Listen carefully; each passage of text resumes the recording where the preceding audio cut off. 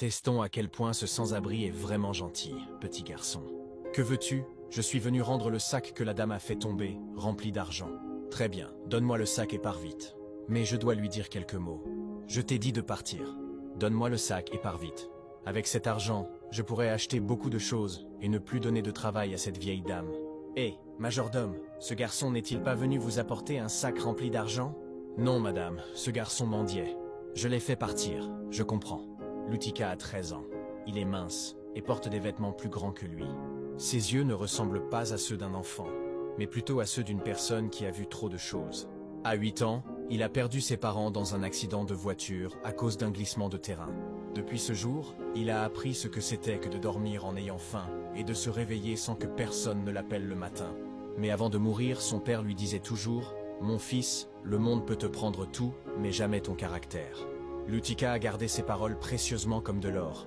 Même en vivant dans la rue, il ne vole jamais et ne ment jamais, même en pleurant. Il préfère ramasser des bouteilles vides, porter des marchandises au marché, faire tout ce qui est nécessaire plutôt que de perdre sa dignité. Un jour, une dame très élégamment habillée gara sa voiture devant la place. Elle avait 70 ans, portait des vêtements raffinés et avait un regard déterminé. C'était une femme habituée à être obéie. Elle regarda Lutika de loin. Le petit partageait un morceau de pain dur avec un autre sans-abri. Il rendit aussi une pièce de monnaie tombée de la poche d'un homme. Quelque chose bougea en elle. Elle se tourna dans la voiture et dit au majordome « Tu vois ce garçon là-bas? C'est un mendiant. Madame, ne perdez pas votre temps. » Mais son regard ne quittait pas Lutika. Cet après-midi-là, lorsqu'elle sortit du marché, elle prit une décision silencieuse.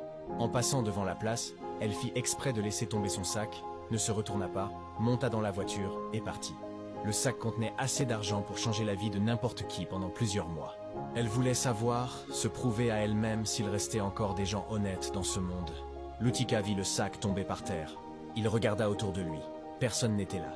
Il ouvrit le sac, vit l'argent à l'intérieur, et ses mains se mirent à trembler. La faim revint. Le froid de la nuit précédente était encore dans son corps, mais les paroles de son père résonnaient dans son esprit. Un noble caractère ne peut pas être acheté. Lutika referma le sac, prit une profonde inspiration et se dirigea vers le manoir.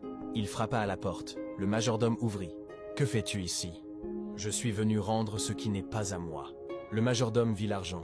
Ses yeux brillèrent. « Donne-moi le sac et pars vite. » Lutika hésita. « Je dois le donner à la dame. »« Je m'en occupe. Pars vite. » Lutika donna le sac puis partit. Le majordome ouvrit le sac en riant et mit l'argent de côté. Quelques heures plus tard, la dame demanda. « Un garçon est-il venu ici? »« Non, madame, il mendiait. Je l'ai fait partir. » La dame resta silencieuse, entra dans son bureau,